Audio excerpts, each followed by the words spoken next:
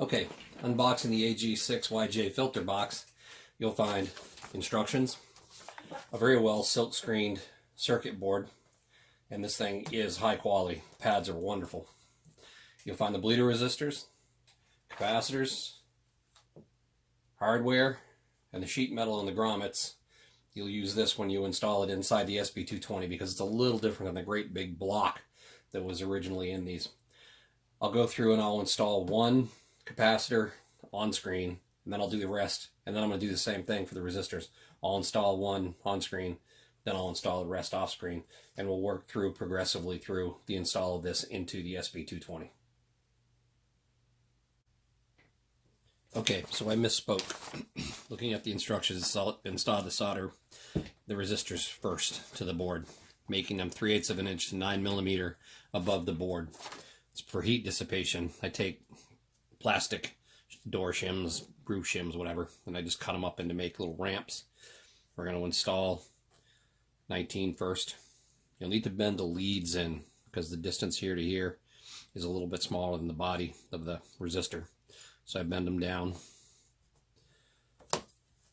come into the board,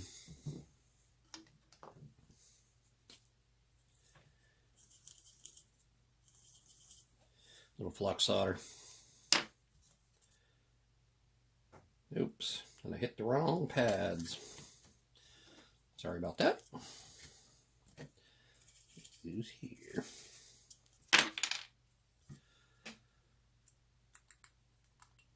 Put 19 in.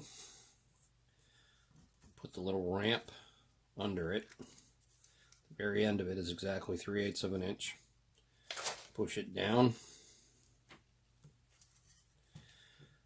I like to keep the leads straight as much as possible for trimming and the sizing. See how this works out.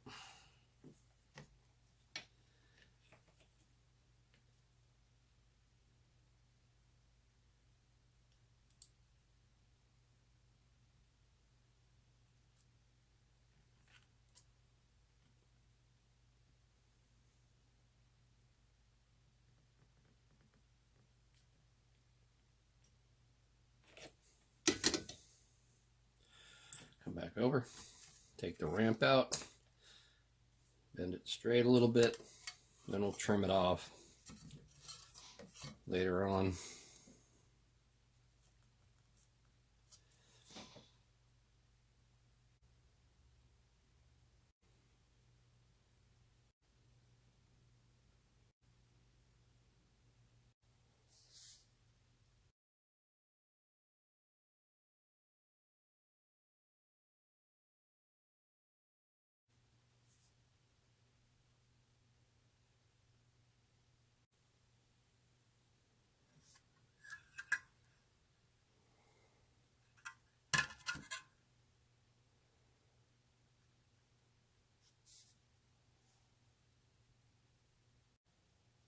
Okay, so now you're going to want to mount the capacitors.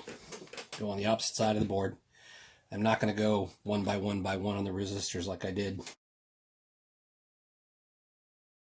the other side. I'm just going to solder this one, and then I'm just going to move on and do the rest. And when we come back after that, it will be completely done. One thing that you'll want to notice on these is that you got quite a lot to bridge. I did switch from the 1.0 solder to the 1.0 or 1.5, sorry, solder. It's a little thicker and you're not feeding it quite as fast as you would have to with the thinner solders. Move around the pad. I did pre-flux these with the pen so it will stick to the pad. Make sure you get the pin warm and that the solder flows up.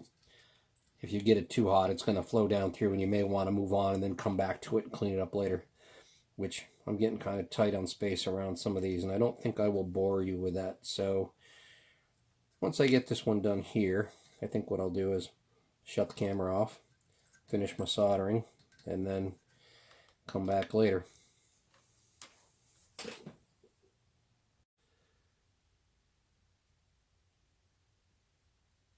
Okay, board's complete. Got our resistors on here. Got the filter capacitors on here. There's some more wires that we will hook up later on and fish those through, but I just wanted to give a good picture. You got your good 3/8 inch standoff here, very important. Capacitors are lined up correctly. These will only go in one way. If you have other capacitors, depending on what's available, or if you use your own, you may need to be very careful. It's well marked, positive, the negative sides. But to this point, that is the ag6yj filter board. To give a quick visual of how this is going to sit inside the chassis of the SB220, sit here like this.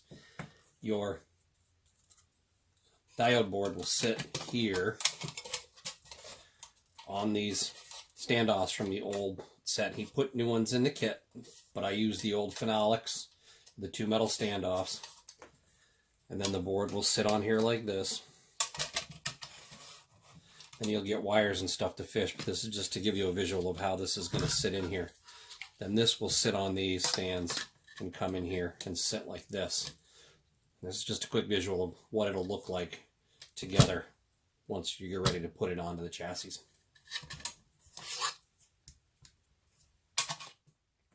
Probably shouldn't lay them down on the resistors because then you're just going to bend them.